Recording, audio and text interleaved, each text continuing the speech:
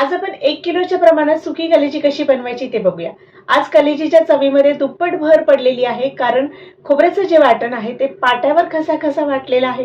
त्यामुळे चव अप्रतिम झालेली आहे, लाजवाब कलेजी झालेली आहे। रेसिपी मस्त आहे, आपण पटकन बघून घेऊया। सगळ्यात आधी आपण कलेजीचं वाटण तयार करूया। यासाठी 2 कांदे उभे पातळ चिरून 1 चमचाभर तेलामध्ये हलकेसे परतून घेतल्यावर यामध्ये 3-4 तमालपान आणि काही खडे मसाले, 2 चमचे धने, 1 चमचा जिरा, अर्धा चमचा मोहरी, 3-4 लवंग, 7-8 काळी मिरी या कांद्याबरोबर छान भाजून घ्यायचे, म्हणजे मसाला चांगला भाजला जाईल।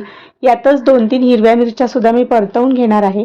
कांदा इतकासा लालसर झाला की मग यामध्ये एका नारळाचं ओलं खोबरं घालून घ्यायचं आहे।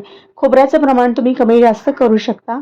आता कांदा खोबरा सोनेरी रंगावर परतवून घ्यायचा आणि गॅस बंद करायचा आणि हे सगळं थंड करून घ्यायचं आहे। तसंच अर्धी वाटी सुकं खोबरं स्लाइसमध्ये कापून घेतलं आणि मग थोड्याशा तेलामध्ये सोनेरी रंगावर परतवून घ्यायचं आहे। खोबरं भाजून झालं की हे सुद्धा पूर्ण गार करून घ्यायचं आहे। तर हिरवं वाटण करूया। यासाठी लसूण, आलं, हिरवी मिरची, कढीपत्ता आणि कोथिंबीर पाणी न घालता वाटून घ्यायचे। पाट्यावर वाटण्याचं एकच बेनिफिट म्हणजे यामध्ये पाण्याचं प्रमाण जास्ती लागत नाही आणि एक नॅचरल रस सुटला जातो। आता हिरवं वाटण झालं, तसंच खोबरं सुद्धा पाणी न घालता वाटून घेतलेलं आहे। मस्त खोबऱ्याला तेल सुटलेलं आहे। फोडणीमध्ये कांदा, टोमॅटो, कढीपत्ता, तमालपान आणि वाटलेला हिरवा मसाला छान भाजून घ्यायचा स्लो टू मीडियम गॅसवर आणि मग यामध्ये आवडीप्रमाणे लाल तिखट घालायचं आहे।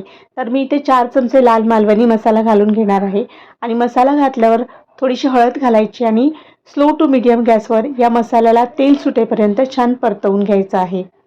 मसाला चांगला भाजला की मग यामध्ये वाटलेलं खोबरं घालायचं आणि पाणी घालायचं नाही लगेच।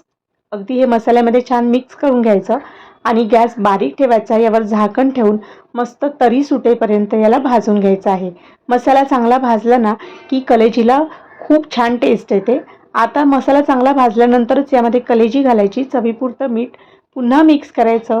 आता तरीही पाणी घालायचं नाही। जे सुकं खोबरं होतं ना त्याची पेस्ट नाही करायची, तर अशी पावडर करून घालायची, म्हणजे कलेजीला चव चांगली येते।